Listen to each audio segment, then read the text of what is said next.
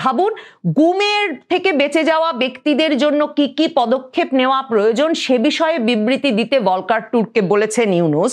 আর Volker Türk কিনা তার সঙ্গে সাংবাদিক ও সাবেক সরকারের সমর্থক হিসেবে বিবেচিত অনেকের বিরুদ্ধে যে ইউনূস সরকার সন্ত্রাস বিরোধী আইনসহ ফৌজদারি মামলা করেছে সেগুলো নিরপেক্ষভাবে যাচাই করতে আহ্বান জানাচ্ছে। কারণ ভলকার টুর্কের এখন আর উপায় নাই শুধু ইউনূসের কথা শোনার। মানবতা বিরোধী অপরাধের দায়ে আন্তর্জাতিক অপরাধ ট্রাইব্যুনাল 25 জন সেনা কর্মকর্তার বিরুদ্ধে গ্রেফতারি পরোয়ানা জারির পর 15 জন সেনা কর্মকর্তাকে হেফাজতে নিয়েছে বটে সেনাবাহিনী, কিন্তু সেই সেনা কর্মকর্তাদেরকে এক সপ্তাহেরও বেশি সময় পরেও আদালতের কাছে অর্থাৎ বেসামরিক আদালতের কাছে সমর্পণ না করার ফলে সচেতন ব্যক্তিবর্গের বুঝতে অসুবিধা হচ্ছে না, মানে আকেলমন্দকে নিয়ে বুঝতে অসুবিধা হচ্ছে না যে সেনাবাহিনী এবং ইউনূস সরকার এদের মধ্যে সম্পর্কটার মধ্যে এখন একটা বিস্ফোরণ ঘটা সময়ের ব্যাপার মাত্র। মানে একটা বিরাট ঝড়,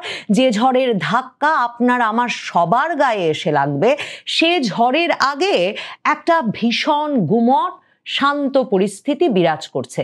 সেই শঙ্কা থেকেই বিএনপি ঐকমত্য কমিশনের বৈঠকে গিয়েও ডক্টর মোহাম্মদ ইউনূসকে সাবধান করে বলেছে বিএনপি বুঝতে পারছে যে একটা দীর্ঘ সময়ের জন্য অশান্তি, অরাজকতা, অস্থিতিশীলতা সৃষ্টি করতে না চাইলে, অর্থাৎ সেই রকম একটা পরিস্থিতি তৈরি করতে পারলে রাজনৈতিক ফায়দা কোনো একটি পক্ষ পাবে, এমন একটা পরিস্থিতি অর্জন করতে না চাইলে একটা সশস্ত্র বাহিনী, সুশৃঙ্খল বাহিনী, সেই বাহিনীটির ভেতরে মানে এক পক্ষকে আরেক পক্ষর বিরুদ্ধে এক রকমের লড়াইয়ে লিপ্ত করে দিয়ে এবং সেইখানে সরকার একটা পক্ষ গ্রহণ করে আসলে খুব আশু কোনো সমাধানের প্রত্যাশা করা যায় না। বিশেষ করে বিএনপি দীর্ঘ সময় ধরে সেনাবাহিনীর ভেতর থেকে জন্ম লাভ করে রাজনীতি করে এবং সেনাবাহিনীর কাছে তার নেতা জিয়াউর রহমানকে হারিয়ে এবং তারেক রহমানকে, তার আরেক নেতা, বর্তমানের শীর্ষ নেতা তারেক রহমানকে চিরতরে এক রকমের পঙ্গুত্ব এবং অসুস্থতা এই সেনাবাহিনী দিয়ে দেওয়ার পরেও বিএনপি জানে যে এই বাহিনীকে ব্যক্তি হিসেবে চিহ্নিত করে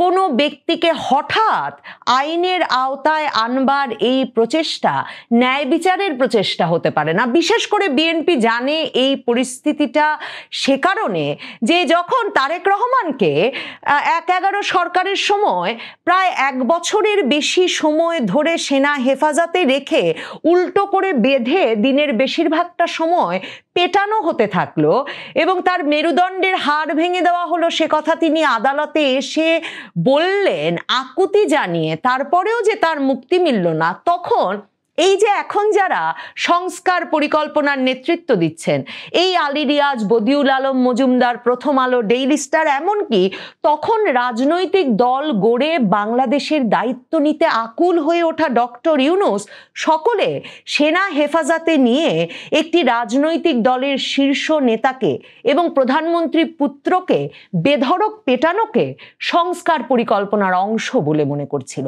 কাজেই বিএনপি জানে তার যে বিচার দরকার সেই অপরাধের বিচার কেউ করতে চাইছে না। আর এখন যেসব অপরাধের বিচার তারা করতে চাইছে বলে বলছে, তার মধ্যে দেশকে একটা দীর্ঘ সময় অস্থিতিশীলতা, অরাজকতায় নিয়ে যাওয়ার রাজনৈতিক উদ্দেশ্য, রাজনৈতিক ফায়দা হাসিলের স্বপ্ন আছে। সে কারণে বিএনপি সবচেয়ে সোচ্চার হয়ে উঠল এই কথাটা মনে করাতে ডক্টর মোহাম্মদ ইউনূসকে এবং বিএনপির স্থায়ী কমিটির সদস্য সালাউদ্দিন আহমেদ, যিনি এই বছর খানেকের বেশি সময় ধরে আলী রিয়াজের দরবারে এই ঐকমত্য কমিশন এবং সংস্কার কমিশনে গিয়ে বিভিন্ন আলাপ আলোচনা শুনে আসছিলেন এবং বিএনপির মতামত দিয়ে আসছিলেন, তিনি আবারও মনে করিয়েছেন যে অতি বিপ্লবী হওয়ার কোনো সুযোগ নাই। তিনি বিএনপির তরফে হতাশা প্রকাশ করে বলেছেন যে তারা আশা করেছিলেন যে তরুণ নেতা আক্তার হোসেন সহ রাজনৈতিক নেতৃবৃন্দকে নিউ ইয়র্ক নিয়ে গিয়ে ইউনূস সাহেব এই কথাটাই বুঝিয়ে নিয়ে আসবেন যে এই অতি বিপ্লব কোনো ভালো ফল বয়ে আনবে না, এবং তারা স্পষ্টত বলেন যে বাংলাদেশ এফার্ট করতে পারে না, বাংলাদেশের পক্ষে এটা কোনোভাবেই এই সময়ে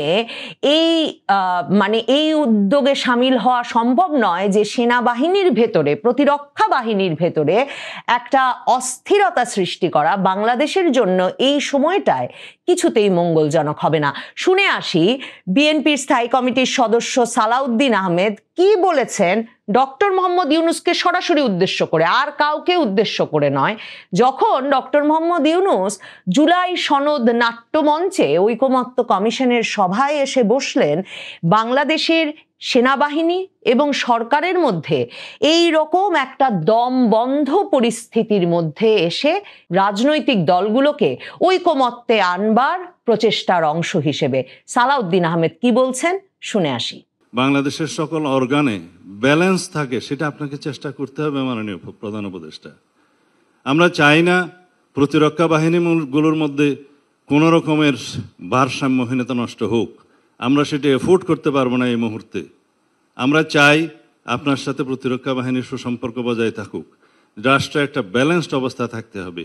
আমরা নির্বাচনকে সামনে রেখে কোনো রকমের ঝুঁকির মধ্যে আমরা যেতে চাই না, যেতে পারবো না, সেটা আমরা এফোর্ড করতে পারবো না। দেখেন, ডক্টর মোহাম্মদ ইউনূসরা 2024-এর জুলাই আগস্টে সেনাবাহিনী, ওয়াকার বাহিনীকে যেই হাতিয়ার ব্যবহার করে নিয়ন্ত্রণ করেছেন বা নিয়ন্ত্রণে নিয়ে এসেছিলেন, সেই হাতিয়ারগুলো, সেই ওষুধগুলো ঠিক এই সময়ে আবার ব্যবহার করতে চাইছেন। কিন্তু সেই ওষুধগুলো ডক্টর ইউনূসের পক্ষে কিংবা ডক্টর ইউনূসের আন্তর্জাতিক অপরাধ ট্রাইব্যুনালের পক্ষে অনেক ক্ষেত্রেই সমস্বরে একইভাবে একই সুরে কথা বলছে না। দেখেন, ডক্টর মোহাম্মদ ইউনূস সংস্কার কমিশনে চাকরি দিয়েছেন বাংলাদেশের সুশীল সমাজের যেই প্রতিনিধিকে, ট্রান্সপারেন্সি ইন্টারন্যাশনাল বাংলাদেশের প্রধান নির্বাহী ইফতেখারুজ্জামান, তিনি ট্রান্সপারেন্সি ইন্টারন্যাশনাল বাংলাদেশের তরফে, টিআইবির তরফে একটা বিবৃতি দিয়ে এরই মধ্যে বলেছেন যে সেনাবাহিনীর উচিত সেনা হেফাজতে গ্রেফতারি পরোয়ানা যেসব সেনা কর্মকর্তার বিরুদ্ধে জারি হয়েছে তাদেরকে বেসামরিক আদালতে শিগগিরই তুলে দেওয়া। ডক্টর মোহাম্মদ ইউনূসের সরকার এরপর সেনাবাহিনীকে নিয়ন্ত্রণে আনতে সবচেয়ে মোক্ষম ওষুধ, দাওয়াইটা যেই পক্ষটি দিতে পারে তার কাছে গিয়েছে ভলকার টুর্কের কাছে। জাতিসংঘ মানবাধিকার কমিশনের এই প্রধান ভলকার টুর্ক 2024-এর জুলাইয়ে কিন্তু তিনি বাংলাদেশ সেনাবাহিনীকে জানিয়ে দিয়েছিলেন যে ছাত্র জনতার আন্দোলনে যদি সরকারের নির্দেশনা মেনে ছাত্র জনতার আন্দোলনের দমন পীড়নে সেনাবাহিনী ভূমিকা রাখে, তাহলে তিনি জাতিসংঘ শান্তিরক্ষী বাহিনীতে সেনাবাহিনীর চাকরি নট করার ব্যবস্থা করবে। অথচ এ দফায় যখন ভলকার টুর্ককে ইউনূস দায়িত্ব দিলেন যে তিনি যেন এবার সেনাবাহিনীকে ভয় দেখান, ওয়াকারুজ্জামানকে ভয় দেখান, যে ওয়াকারুজ্জামান যদি এক্ষুনি তার হেফাজতে থাকা 15 জন সেনা কর্মকর্তাকে তাজুল ইসলামের আন্তর্জাতিক অপরাধ ট্রাইব্যুনালের হাতে তুলে না দেয়, তাহলে জাতিসংঘ শান্তিরক্ষী মিশনে ওয়াকারুজ্জামানের বাহিনীর চাকরি যাবে। তখন ভলকার টুর্ক একদিকে যেমন বললেন যে এই যে গুমের বিচার বাংলাদেশে শুরু হয়েছে, সেটা গুম ও নির্যাতনের অভিযোগে ব্যবস্থা নেওয়া শুরু হয়েছে, এটা জবাবদিহিতার একটা গুরুত্বপূর্ণ পদক্ষেপ। যেমন তিনি বললেন যে এই বিষয়টি সুষ্ঠু ও স্বচ্ছ ফৌজদারি কার্যক্রমের জন্য এসব কর্মকর্তাকে দ্রুত উপযুক্ত বেসামরিক আদালতে হাজির করা জরুরি। তেমনি তিনি ইউনূস সরকারকে মনে করিয়ে দিলেন যে আন্তর্জাতিক আইনে নির্ধারিত যথাযথ প্রক্রিয়া ও সুষ্ঠু বিচারের কঠোর মানদণ্ডের প্রতি পূর্ণ শ্রদ্ধা জানাতে হবে। এসব সংবেদনশীল মামলায় ভুক্তভোগী সাক্ষীদের নিরাপত্তা নিশ্চিত করা জরুরি এবং তিনি মনে করে দিলেন যে সকল মামলায় যথাযথ প্রক্রিয়া ও ন্যায্য বিচার নিশ্চিত করা জরুরি। নির্বিচারে আটক করেছে ইউনূস সরকার যাদের, সেসব ব্যক্তিদের মুক্তিরও আহ্বান জানিয়ে বসলেন এবার জাতিসংঘ মানবাধিকার কমিশনের প্রধান।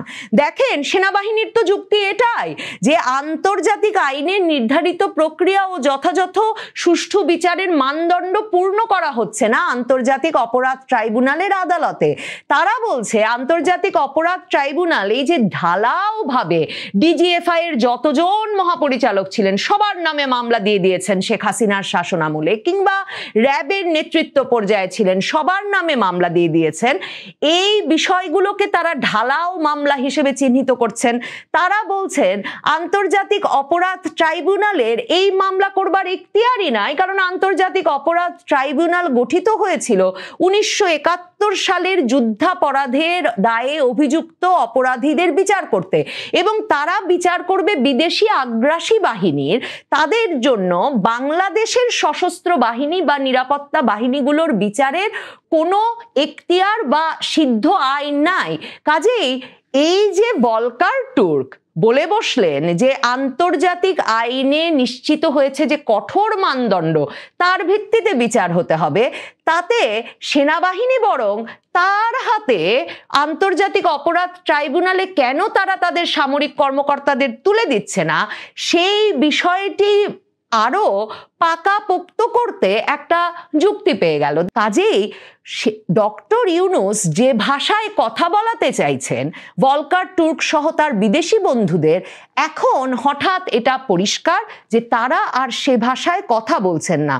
ভলকার তুর্ক রীতিমতো ইউনূস সরকারকে আহ্বান জানিয়েছেন যে গুম থেকে বেঁচে যাওয়া ব্যক্তি, সাংবাদিক ও সাবেক সরকারের সমর্থক হিসেবে বিবেচিত অনেকের বিরুদ্ধে কঠোর সন্ত্রাস বিরোধী আইন সহ বিভিন্ন ফৌজদারি মামলা রয়েছে, যেগুলো নিরপেক্ষভাবে যাচাই করা প্রয়োজন। ভাবুন, গুমের থেকে বেঁচে যাওয়া ব্যক্তিদের জন্য কি কি পদক্ষেপ নেওয়া প্রয়োজন সে বিষয়ে বিবৃতি দিতে ভলকার তুর্ককে বলেছেন ইউনূস। আর ভলকার তুর্ক কিনা তার সঙ্গে সাংবাদিক ও সাবেক সরকারের সমর্থক হিসেবে বিবেচিত অনেকের বিরুদ্ধে যে ইউনূস সরকার সন্ত্রাস বিরোধী আইন সহ ফৌজদারি মামলা করেছে সেগুলো নিরপেক্ষভাবে যাচাই করতে আহ্বান জানাচ্ছে। কারণ ভলকার তুর্কের এখন আর উপায় নাই শুধু ইউনূসের কথা শোনার। হিউম্যান রাইটস ওয়াচ কদিন আগে বিবৃতি দিয়ে বলেছে যে ইউনূস সরকার যথেচ্ছভাবে আওয়ামী লীগ এবং তার অঙ্গ সংগঠনগুলোর নেতা কর্মী, তাদের সমর্থক বা সহযোগী হিসেবে বিবেচিত সাংবাদিক, শিল্পী, যার তার বিরুদ্ধে ইচ্ছামতো সন্ত্রাস বিরোধী আইনে মামলা দিয়ে তাদেরকে দিনের পর দিন জামিন ছাড়া কারাগারে আটক করে রাখছে। আর ভলকার তুর্ক যেহেতু ঢাকায় মানবাধিকার কমিশনের অফিস খুলেছেন, তার এক্ষুনি দেখা উচিত ইউনূস সরকার কিভাবে এসব নিবর্তনমূলক মামলা আর কারাগারের ভেতর এ ধরনের নির্যাতনের পরিবেশ আর আদালতে এ ধরনের সাজানো মামলা দিনের পর দিন পরিচালনা করে যেতে পারছে। কাজেই ডক্টর ইউনূস ওয়াকারুজ্জামানকে যেই অস্ত্র, যে দাওয়াই দিয়ে এখন ঘায়েল করতে চাইছেন, সে দাওয়াই দিয়ে ঘায়েল করতে পারছেন না। কিন্তু ওয়াকার আর ইউনূস তারা কি তাহলে দুইজন দুই জায়গায় থেকে একটা আপোষ রফা করে সামনের দিনগুলোতে আরো পথ চলতে পারবেন? বিএনপির যেটা শঙ্কা, যেখান থেকে সাবধান করছেন, সেই শঙ্কাটাই আসলে বাংলাদেশের একটা বিশাল অংশের মানুষকে শঙ্কিত করে রেখেছে। ডক্টর ইউনূসের যে রাজনৈতিক পরিকল্পনা, মহাপরিকল্পনা, দীর্ঘমেয়াদী পরিকল্পনা, সেই পরিকল্পনার একটা বড় অংশ জুড়ে আছে দীর্ঘ সময়ের অস্থিরতা, অরাজকতা, অশান্তি সৃষ্টির পরিকল্পনা। যেই অস্থিরতা, অশান্তি, অরাজকতা বাংলাদেশের ক্ষমতায় তাকে আরো সুদীর্ঘ সময় অধিষ্ঠিত রাখবে, যাতে মাসে মাসে অন্তত বাংলাদেশের করের পয়সায় তিনি বড় বাহিনী নিয়ে বিদেশ অন্তত ঘুরে আসতে পারেন আর সংস্কার বিচার খেলাটা চালিয়ে যেতে পারেন। সেই পরিকল্পনার কথা মাথায় রাখলে সন্দেহ করবার, আশঙ্কা করবার যথেষ্ট কারণ আছে যে সেনাবাহিনীতে ওয়াকারুজ্জামানের বিরুদ্ধে, ওয়াকার বাহিনীর বিরুদ্ধে ডক্টর ইউনূসের অভিযান, ডক্টর ইউনূসের অভীষ্ট লক্ষ্য এখনো সাধিত হয়নি, অভিযান এখনো শেষ হয়নি। তিনি সুনির্দিষ্ট কোনো একটা লক্ষ্যে এগোচ্ছেন, আর ওয়াকার বাহিনীকে, ইউনূসকে প্রতিহত করবার জন্য নিশ্চিতভাবে একটা কৌশল বের করতে হবে। না হলে এক পক্ষের সঙ্গে এক পক্ষের লড়াইয়ে যতদিন বিজয় না আসবে, ততদিন এক পক্ষ আরেক পক্ষের বিরুদ্ধে ফুঁসবে। ঝড়ের আগের সেই গুমট পরিস্থিতি নিশ্চিতভাবেই বহাল থাকবে।